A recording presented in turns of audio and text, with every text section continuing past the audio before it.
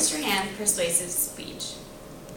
Caramel brownies and turkey sandwiches, the only two things my 21-year-old brother would eat. Well, that is until last summer when he was diagnosed with celiac disease. Essentially that means no more caramel brownies and turkey sandwiches because they contain gluten, a protein that damages his intestines. Luckily for him, he attends Brown University, and they have a great program for students who have gluten-free intolerances or celiac disease. They offer a variety of options at every meal in the dining halls. But what do people at Wake Forest do because we have no gluten-free options in the main dining halls? Well, we can copy programs at other schools like Brown University and Boston University and institute specific gluten-free sections in both the HIT and Hilltop Market so that students and faculty who suffer from celiac disease and gluten intolerances can go into the dining halls and make healthy choices for their diets. Now you're probably thinking at this point, wait, pasta, pizza out of the pit? That does not sound like a good idea to me. Let's backtrack a minute and let me explain. Celiac disease, according to the Celiac Foundation in 2011, is an autoimmune digestive disease that damages the villi in the small intestine and interferes with the absorption of nutrients from food.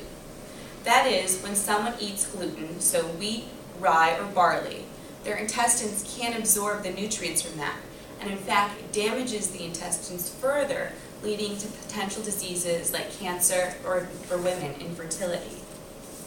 Shockingly, 1 in 133 Americans currently suffer from celiac disease, and that's just the number who have actually been diagnosed. Plenty of people might be walking around who have celiac disease and do not know.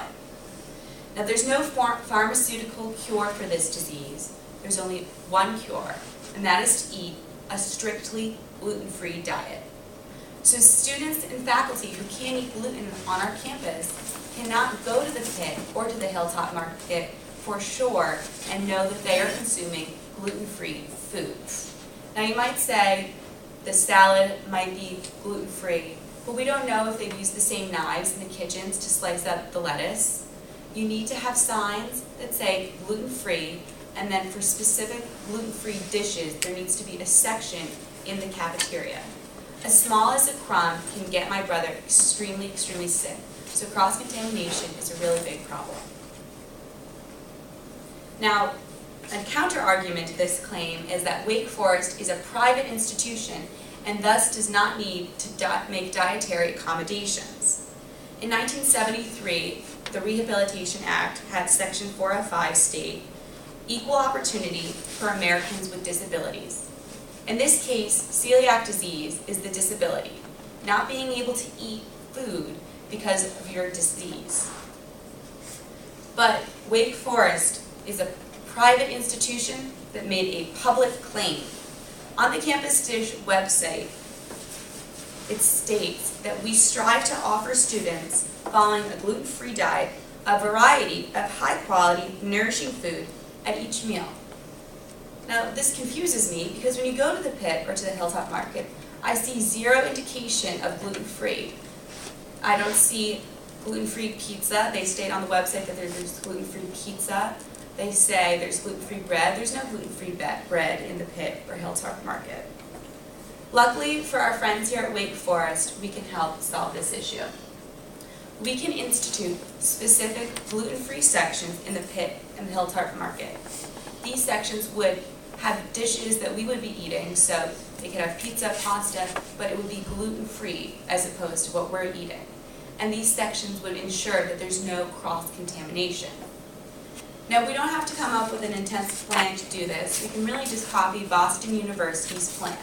They've got an excellent program for students with gluten-free eating plans. And they have specific gluten-free sections in 4 of their main dining halls. Here you see an image of actually their dining hall, and this is the gluten-free section. So it's a large section devoted to just gluten-free food with no cross-contamination. When you go on their website, their campus, their version of Campus Dish, they have every day laid out the specific meals in the specific dining halls for breakfast, lunch, and dinner, and what they will be serving that is gluten-free. Now, how do we make this happen? Well, it's quite simple. Last year, students decided they wanted to have chicken every day for lunch and dinner in the pit. Well, this year, we have chicken every day for lunch and dinner at the pit. We can contact dining services on their website and click here and send us your feedback. Say that you want specific gluten-free sections in the main dining halls, and for areas that have gluten-free foods, make sure they're assigned gluten-free. So the salad, for example, would say gluten-free, so you know there's no cross-contamination. Additionally, we can contact student government. We can go to their website and we can send a message. They're very eager to listen to our problems and our concerns at Wake Forest, and they're eager to help. All you have to do is send an email and make a request. The students and faculty at Wake Forest cannot go to the pit like the rest of us can and eat a delicious and nutritious meal. In fact, eating at the pit in the Hilltop Market at this point in time may be really damaging to their health, because who knows if things have been cross-contaminated. So next year, when my brother visits for family weekend, I hope to be able to take him to the pit or the Hilltop Market so that he can sit down and make sure that he has a healthy, nutritious meal that is appropriate for his diet.